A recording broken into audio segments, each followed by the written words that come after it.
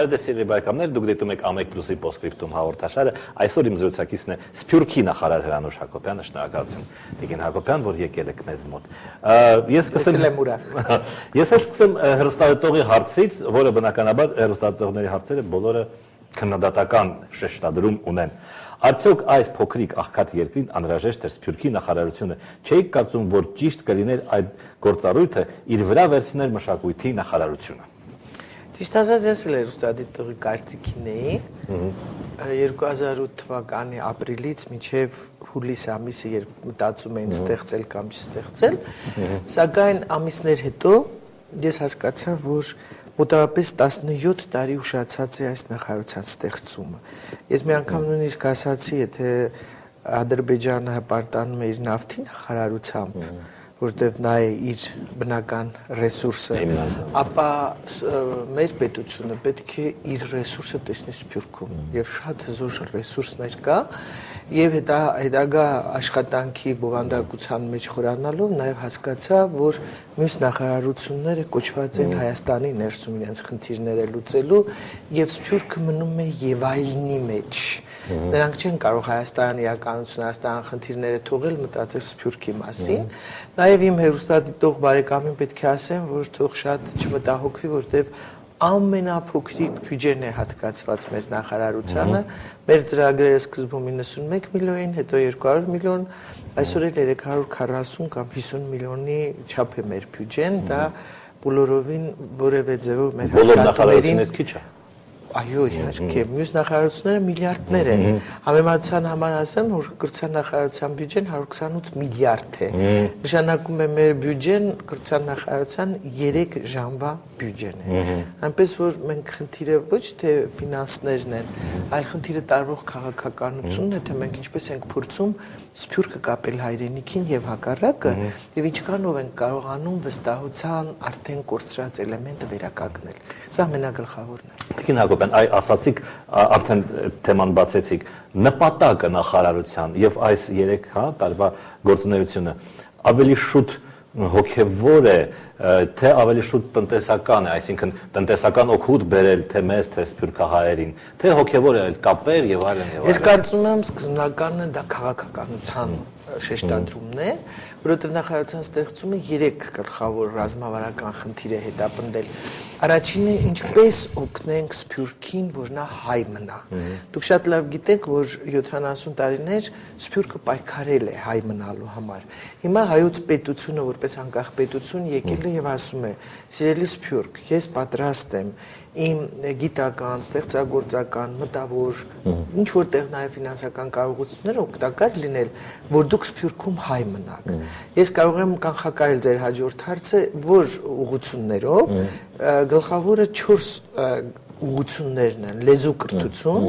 երկրորդը հայ մշակույթ, երրորդը հայ ընտանիք, չորրորդը հայ եկեղեցի։ Այս 4 հիմնական սյուների վրա է կառուցվում հայապահպանությունը եւ հայտունը։ Եթե մենք կարողանանք սրանք զորացնել, ուժեղացնել սփյուռքյան կառույցների հետ միասին, ուրեմն հայապահպանության խնդիրը որոշակի առումով լուծած կլինենք։ Երկրորդ ռազմավարական խնդիրը դա հայ ներուժի հայտնագործումն է եւ օգտագործումն է Հայաստանի տնտեսական կամ ծրագրային զարգացման համար, որովհետեւ շատ գաղտնիք չէ, որ 7 միլիոնի մեջ մենք ունենք հզոր պոտենցիալ, ունենք կայացած, խելացի, կազմակերպված մարդիկ, որոնց ոչ թե ֆինանսներն են մեզ այդքան անհրաժեշտ, որքան փորձը, գիտելիքը, կարողությունը, կապերը, որովհետև մինչև մենք փորձում ենք այս կամ այն հարցը ուսումնասիրել, արդեն արևմուտքում դա մեկ քայլ արդեն առաջ է գնացել։ Իսկ մենք կարող ենք մեր հայրենակիցների միջոցով այդ խնդիրները Հայաստանում լուծել։ Մեկ օրինակ բերեմ, Հրայր Հովակիմյան, Ռիտա Պալյան, փաստորեն մարդիկ եկան առողջապահության համակարգում ծրագիր դրեցին, դպրոց ստեղծեցին եւ դրանով հազարավոր մարդկանց փրկեցին։ Առաջ եթե մեր երկրում որևէ մեկը սրտի հիվանդություններ ունենում, դատապարտված էր։ Իսկ այսօր բոլորը գիտեն, որ Հրայր Հովակիմյան դպրոցը թույլ չի տա, որ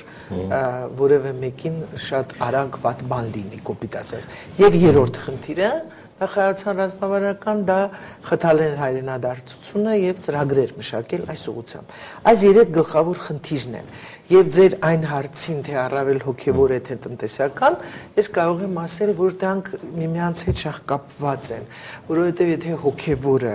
կապը հայրենիքի հետ հզորանա, կամա թե ակամա տնտեսական գործոնն էլ է զարգանում։ Տեսեք, եթե մենք շատ ոգևորում ենք հայրենիք գալ, հայրենիքը տեսնել, հանգիստ անցկացնել Հայաստանում, զբոսաշրջությունը զարգացնել, իսկ կարող եմ ասել, որ 2008 թվականին ընդամենը 300,000 զբոսաշրջիկներ ունեինք, այսօր 700,000 ունենք, այսինքն կրկնապատկվել եւ ավելացել է, սա նշանակում է նաեւ տնտեսական օգուտ։ Կամ եթե մեկ-երկու գործարարի մեջքին կակնում է Սփյուռքի նախարարությունը, խրախուսում է, ոգևորում է, օգնում է, որ որևէ մեկը նրան չվնասի եւ նա այստեղ գործ դնի, սա արդեն տնտեսական օգուտ է։ Իդեպ Վահագն Հովնանյանը բողոքում էր, որ իրեն լավ չեն նայում, ասում է, որ կվառեն, կայրեն եւ այլն։ Դուք շփվել եք նրա այդ բնականաբար, չէ՞։ Ճիշտ ասած, ես Վահագն Հովնանյանի հետ բարեկամ եմ 20 տարուց ավելի, նույնիսկ խորհրդային տարիներից սկսած, այո։ Եվ միշտ լսել եմ իր ոգևորված, բայրացկամ խոսակցությունները, վերջի շրջանում աչքիս ընկավ, որ ինչ-որ բանից ինքը դժգոհ է։ Արդ չի եղել քննարկենք, որովհետև մեր նախարարությունում նաև այսպիսի պրակտիկա ունենք, որ հայրենադարձված եւ Հայաստանում հաստատված գործարարներին ես երբեմն հրավիրում եմ նախարարություն, ուզում հասկանալ նրանց խնդիրները, հիմնահարցերը, ինչ ումից է կախված, ինչ դժվարություններ կան, օբյեկտիվ են թե սուբյեկտիվ են, երբեմն լինում է օրենքի չիմացությունը, սուբյեկտիվիզմն է ավելի իշխում, քան իրականությունն է, որովհետև կան նաև սփյուռքահայեր, որոնք կարծում են, որ Հայաստանում կարելի է օրենքները շրջանցել։ Երբ ես փորձում եմ բացատրել, դուք այդ նույն քայլերը կանեիք օտար երկրում, ասում են ոչ։ Ասում եմ այդ դեպքում ինչու պետք է Հայաստանում դուք օրենքը շրջանցեք։ Եթե օրենքը ձեզ դուր չի գալիս, դա այլ խնդիր է։ Եկեք, միասին քննարկենք, եթե այդ օրենքում կան բացեր, սխալներ, փորձենք ուղղել։ Իհարկե այսպես է, կան նաև իհարկե օրենքի խախտման դեպքեր, ես չեմ բացառում, դրա համար մեր հանդիպումների ընթացքում շատ բաներ նաև շտկվում են։